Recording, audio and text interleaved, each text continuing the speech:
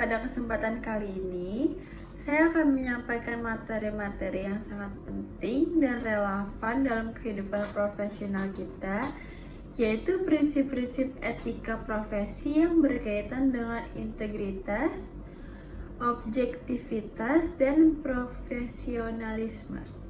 Yang pertama ada pendahuluan. Di tengah cepatnya perubahan global, para profesional dari berbagai bidang kini dihadapkan pada tantangan yang tidak hanya bersifat teknis, tetapi juga moral dan etis. Dalam dunia kerja saat ini, kompetensi teknis tidak saja cukup. Kita juga dituntut untuk memiliki karakter yang kuat, termasuk integritas dan komitmen etis. Artikel membahas 3 prinsip etika profesi, yaitu ada integritas, objektivitas, dan profesionalisme. Ketiganya dijelaskan secara konseptual dan aplikatif dalam konteks kerja profesional. Artikel menggunakan pendekatan deskriptif kualitatif untuk menjelaskan peran dan tantangan implementasi prinsip-prinsip tersebut dalam praktik kerja nyata. Selanjutnya ada, apa itu etika profesi?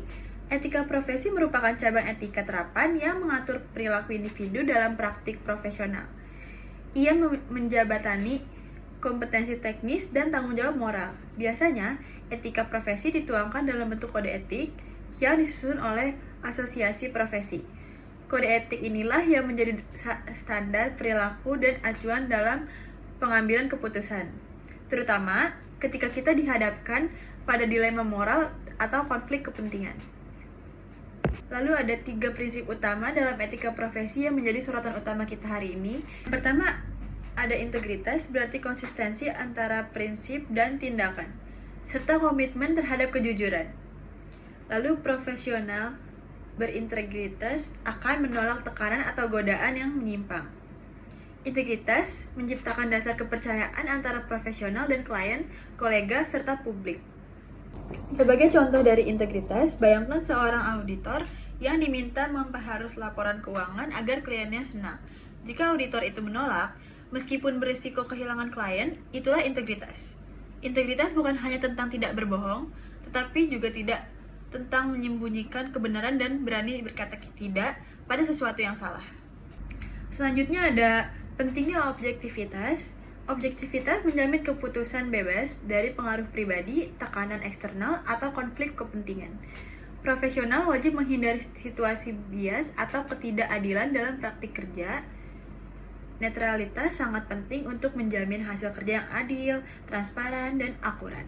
Selanjutnya adalah contoh dari objektivitas. Misalnya, seorang dosen tidak boleh memberikan nilai tinggi hanya karena mahasiswanya adalah anak dari rekannya. Seorang dokter tidak boleh memberi obat tertentu karena disponsori perusahaan farmasi, bukan karena kebutuhan oleh media pasien. Selanjutnya ada profesionalisme. Profesionalisme itu mencakup seluruh sikap dan perilaku yang mencerminkan dedikasi terhadap profesi, tanggung jawab, dan etika kerja. Ini meliputi kompetensi, disiplin, ketepatan waktu, komunikasi yang baik, serta kepedulian terhadap dampak sosial dari pekerjaan kita. Sebagai contoh, seorang guru yang terus belajar dan memperbaiki metode mengajarnya menunjukkan profesionalisme. Seorang insinyur yang merancang bangunan dengan mempertimbangkan keselamatan dan lingkungan juga demikian. Selanjutnya ada tabel analisis etika profesi. Yang pertama ada prinsip-prinsip yang tadi sudah saya jelaskan, yaitu integritas, objektivitas, dan profesionalisme. Selanjutnya di sini juga ada implikasi positif dari integritas, yaitu membangun kepercayaan jangka panjang terhadap individu atau profesi. Lalu ada implikasi positif dari objektivitas, yaitu keputusan adil, akuntabel, dan berbasis data atau fakta. Selanjutnya juga ada implikasi positif dari profesionalisme, yaitu peningkatan reputasi dan kualitas layanan profesional. Di sini juga ada risiko pelanggaran dari 3 tadi yang sudah saya jelaskan, yaitu yang pertama kehilangan kredibilitas, stigma, hingga sanksi profesional. Yang kedua ada diskriminasi, konflik kepentingan, manipulasi, serta keputusan. Yang ketiga ada menurunnya mutu kerja dan kepercayaan masyarakat. Hubungan dari ketiga prinsip ini, integritas, objektivitas, dan profesionalisme, bukan prinsip yang berdiri sendiri. Mereka saling mendukung.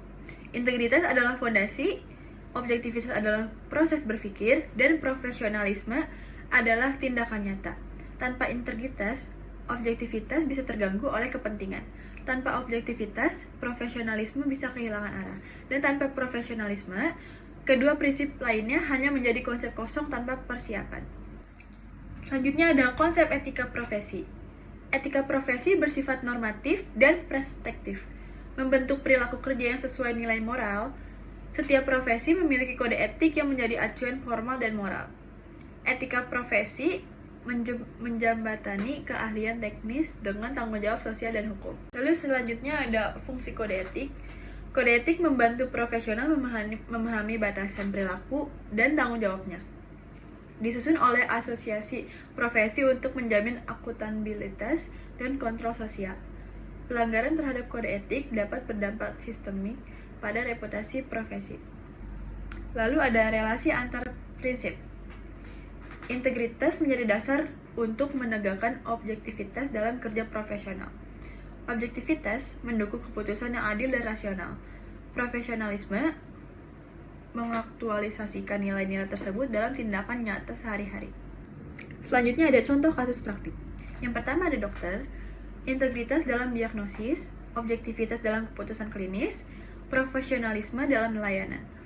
Yang kedua ada akuntan, menjaga netralitas, tidak menerima gratifikasi, menaati standar audit. Yang ketiga ada guru, adil dalam penilaian, jujur dalam administrasi, berkomitmen pada pendidikan bermutu. Organisasi wajib menciptakan lingkungan kerja yang mendukung perilaku etis.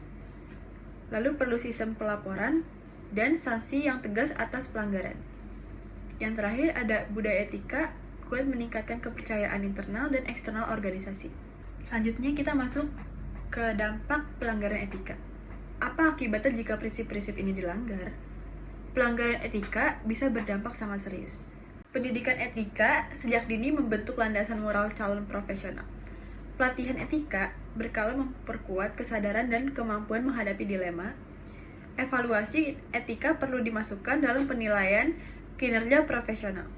Lalu ada kesimpulan, etika profesi harus menjadi bagian dari identitas profesional, bukan formalitas. Integritas, objektivitas, dan profesionalisme membentuk reputasi dan keberlanjutan karir. Ketiga prinsip harus dijalankan secara konsisten dan saling melengkapi dalam praktik kerja. Rekomendasi dan saran, integrasikan etika profesi dalam kurikulum pendidikan tinggi. Terapkan pelatihan dan sistem pengawasan etika secara institusional. Dorong pimpinan organisasi menjadi role model etika dan budaya profesionalisme. Sebagai penutup, mari kita ingat bahwa dunia kerja bukan hanya ruang teknis, tetapi juga ruang moral.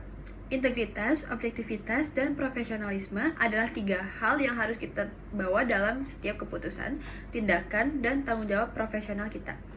Ketiganya tidak hanya menentukan reputasi kita sebagai individu, tetapi juga menentukan kepercayaan masyarakat terhadap profesi kita secara keseluruhan. Mari kita jadikan prinsip-prinsip etika ini sebagai bagian dari jati diri profesional kita, bukan sekedar formalitas, tetapi sebagai komitmen nyata untuk berkontribusi secara bertabat dan berkelanjutan dalam dunia kerja. Terima kasih. Sekian presentasi dari saya. Selebihnya mohon maaf. Wassalamualaikum warahmatullahi wabarakatuh.